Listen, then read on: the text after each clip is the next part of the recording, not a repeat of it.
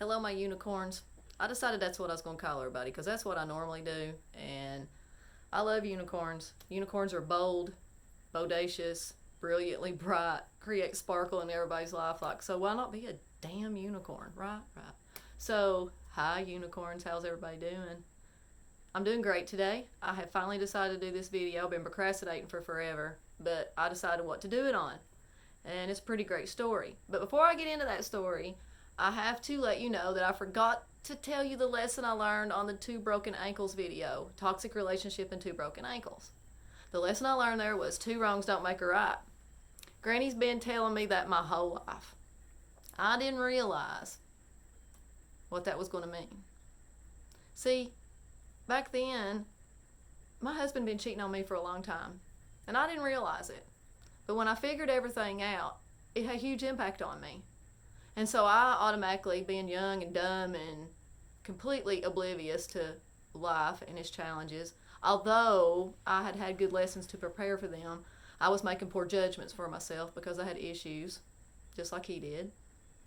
But I had those issues because of the way he had treated me through that life too. I have child issues, I'm sure. But when you're in a toxic relationship, those things make everything worse, right? Right. So that's what I'm here to teach you. I just want you to acknowledge things for what they are. Okay, I ain't no brilliant scientist on things, and I don't have no college education. I just know real life, and I know what happened to me, and that's what I'm going to share with you. So today's story is called 1-900 Not So Hot, and I'm going to tell you why we're going to call it that. Do y'all remember way back in the day when 1-900 calls were huge on TV? Like, you could call these sex hotlines and do your thing. Well, I was kind of raised in an old-fashioned home, and I had old-fashioned values, and let's just say I learned a lot from this one. So here we go. This is when I found out that my life was not what it seemed. This is when I actually learned that I was with someone I didn't know anymore. So, way back when in the day, I cleaned for a place in town where I lived, and I worked with some wonderful people. My boss, he was quite amazing, and he was really good to me. And my daughter, I think, was maybe 5 years old, 5 or 6 years old, maybe 5, I think 5. And back then, we didn't have cell phones. We had landlines. So my husband had been laid off for a while. He had a job that, required him to not be at work all the time. He didn't want to look for anything else either because he was too good for that. He was a welder and he made good money, so he wasn't going to go to McDonald's and flip no hamburgers to support his family. He was just going to sit at home, and even if that required him not drawing unemployment because he was too good for certain things. Well, anyway, so I worked in a place in town where I cleaned and took care of kids eventually. And so I go to call home one day, and I can't call home because my phone's been cut off. It's been disconnected. I find out it's been disconnected. So back then you called the phone company, which is Bell South, South Central Bell, whatever. I can't remember what it's called. Bell South, I think. So I go and tell my boss I need a break. I can't reach home. My phone's been cut off, and I don't know why. So I go. He tells me I can use his office. So I go in his office and I sit down, and I try to call the phone company and see what's going on with my phone. And this is when I find out that my phone bill is $900 and something. Now you gotta understand, back then that was like major bucks. Like I was flipped out. And I'm like, what the Sam hell's going on here? And the lady is really nice to me on the phone. She tells me that it looks like I've got a bunch of charges on my phone from 1-900 calls. And I'm like, well, what is that? I don't understand. And she says, well, they could be gambling calls. They could be, psychic calls. I think what she was seeing on her computer, she didn't want to tell me. She was trying to be nice because I was young and naive, and maybe she was mom. I think that nowadays. And so I get in my car and I go home, and I confront my husband. And I'm like, so I don't know what's going on with the phone bill. And I forget this. I haven't seen the phone bill in 3 months, okay? He tells me it hasn't came in the mail either. And I believe him. Yes, I believe him. Naive, dumb. I believe everything he said. So, where was I? Yeah. I go home and I ask him about, like, hey, have you seen the phone bill? And he's like, no, I haven't. And I'm like, well, so I called the phone company today and our phone bill's like $900 something. And he instantly is like, what? Looks at me funny. And I'm like, yeah. And I'm like, do you know what 1-900 calls are? Have you been gambling or something online? No. Instantly gets angry, pissed at me. Like, he is so pissed. You won't believe how pissed he is. And he instantly starts saying that somebody's tapped in our phone line and then done this. Like, somebody's climbed the pole outside. Yeah, you had to climb the pole to do that, I guess. I don't know. And so I believe him. Like some dummy. I believe him. I go back to work the next day. I go back in to use my boss's phone because, I don't have a phone at home and I don't want to tell my family what's going on because I don't know. And call the phone company back and I get a list of where the phone calls are patched through these other companies. What you could do is call these companies and protest your bill. Like, you call and say, I didn't make these calls, and I didn't. So that's what I was doing, and there was 4 different ones. So the first company I call, I say, hey, I've got this on my phone bill. I don't know how it got here. I'm at work all day. Like, I don't know what they are, but I didn't do it. No argument. Take it off the bill. Second phone company, same thing. Third phone company, same thing. Fourth one, I get a lady, and I tell her my story. This is on my bill. I didn't do it. I don't want to pay it. Like, I need you to take it off my bill. And she comes back across the line and says, well, ma'am, we record all of our phone conversations. Would you like to hear who it is? And I'm like, I sure would. Like, exactly. Can you hook me up? Next thing I know, man, what a mind-blowing effect it was, because I hear my husband,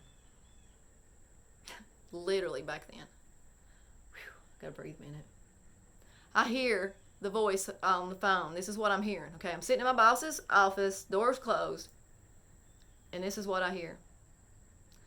Now, I'm not going to say his name because I'm not going to gratify it, like I said. But I hear him say his name, and he says, I'm looking for a hot and sexy fantasy. I hear that same thing. I'm looking for a hot and sexy fantasy, with his name included, like 15 times, over and over and over. She comes back on the line and says, ma'am, do you know who that is? And I'm like, I sure do. Thank you, I appreciate it. And I hang the phone up. And my heart had fell to my feet because it was my husband.